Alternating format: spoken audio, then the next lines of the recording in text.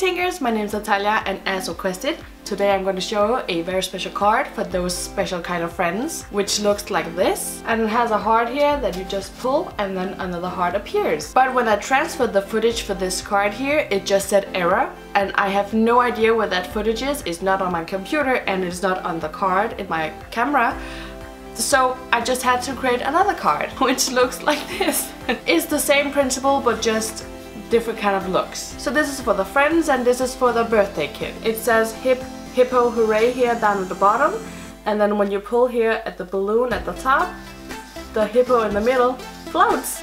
It's so adorable. So this is the card I'm going to show you how to create, and this is the card you just get inspired from. And even though they look difficult to create, they are actually pretty simple, and you can adjust the looks for whatever kind of purpose you have for these cards, birthdays or friendship, and then get creative. Now I would love to know what you want me to create next, so be sure to vote here in the poll above. And if you want to see some of these kind of DIYs in the future, subscribe to this channel and remember to hit the bell button below so don't miss out. So let's begin. Here's what you need.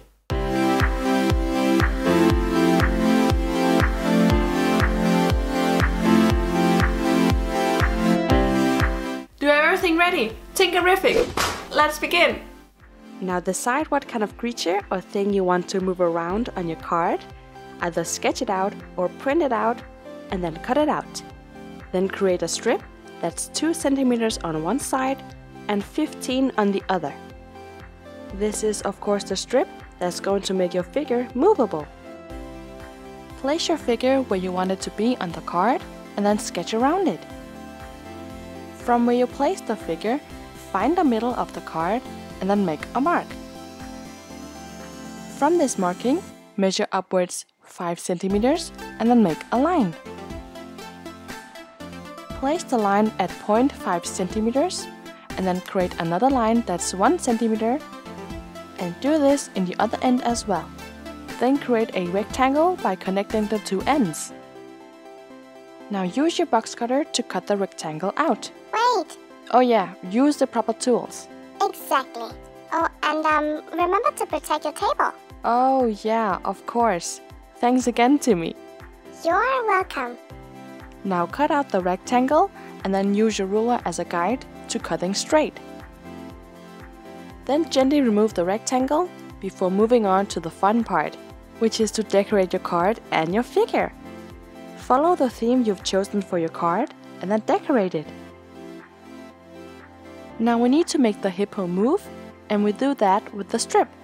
So place the strip on the back of the card.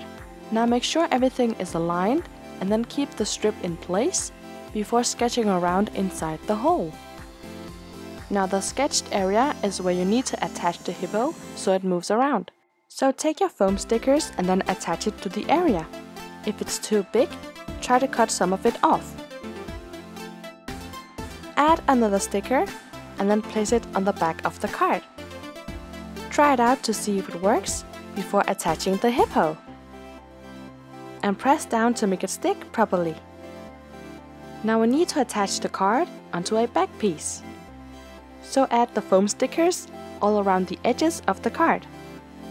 Now to prevent the strip from just flopping around, we need to secure it. So sketch around it and then attach a foam sticker on each side. Now that it's secured, remove all of the paper from the stickers and then attach the card onto the back piece. And remember to press down on each of the stickers. And if you want, you can decorate the strip with a sticker or an arrow. It's really up to you. And if the strip is too long, you can just cut some of it off. You can even cut the strip into the shape of an arrow. And that's it! Your pull and reveal card is complete! Now there are many ways of creating this card. It's just really up to you and your imagination. I hope you enjoyed watching. Leave a like if you did, and be sure to check out these DIYs here to get some more inspiration. And if you want to see the upcoming videos in this channel, you need to subscribe and be part of our lovely Tinker family here and Natalia's Toolbox. So subscribe, and I'll see you soon with more ideas. Bye!